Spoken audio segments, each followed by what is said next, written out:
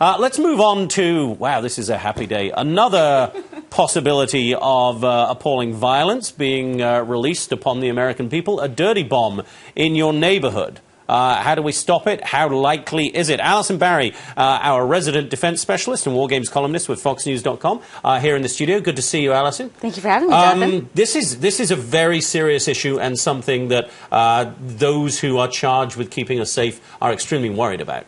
Yes, and I thought who better to bring this to than you, since you always have such nuanced insight into these things. But thank you. High bar. No pressure, no pressure.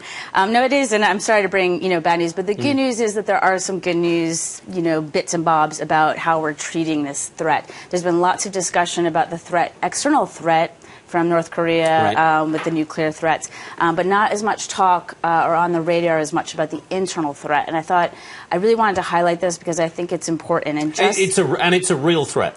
It is a real threat. It's very attractive. Dirty bombs. Let's just dial it back for 1 second. Dirty bombs are very different to nuclear bombs. So I just want to make that clear. Sometimes people get them confused. I know you wouldn't, but if I wasn't in the business, I'd probably find it a bit confusing. Nuclear bombs are fissile material. That's like plutonium, uranium.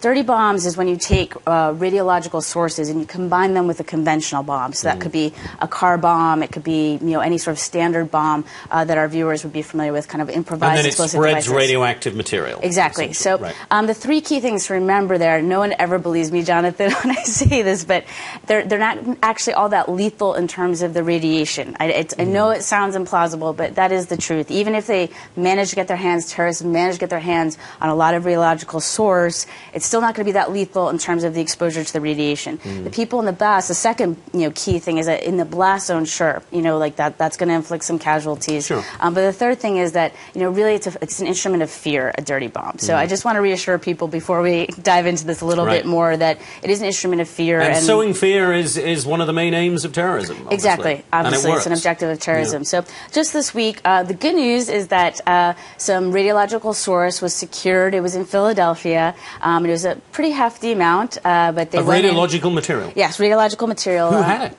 It was Temple University, because there's a lot of very reasonable purposes, for this stuff. It could be medical, it could be industry. There's lots of very good reasons why people would want to use it. But what's worrying is that sometimes it gets left aside. It's not used anymore. It's sitting in a warehouse. Just a couple years ago, I know around the news floor, and everyone in the elevator or the lift keeps stopping and being like, "What? There was stuff just outside of Manhattan." And I go into that a bit more in my story, but in a warehouse just sitting there was a really hefty amount. I mean, probably like two of my little fists, maybe one of yours, amount of radiological source that could really be quite useful. It's catnip to a terrorist, this kind of stuff. So what's worrying is that when I looked into this, there's more than 2,700 vulnerable sites throughout America that the government has identified. And of those, Jonathan, just over about 250 have been secured. Wow, so they've got to do a lot more. Yeah. All right. Okay, and you have a piece about this up at FoxNews.com right now? I do indeed. Very good. So go there and read it. Alison Barry, defense specialist and war games columnist. There it is. Dirty bomb material secured at a site in Philly. Thousands of sites remain in the U.S. Really interesting, disturbing stuff, but they are at least taking some action, it seems. Yes. Thanks, Alison.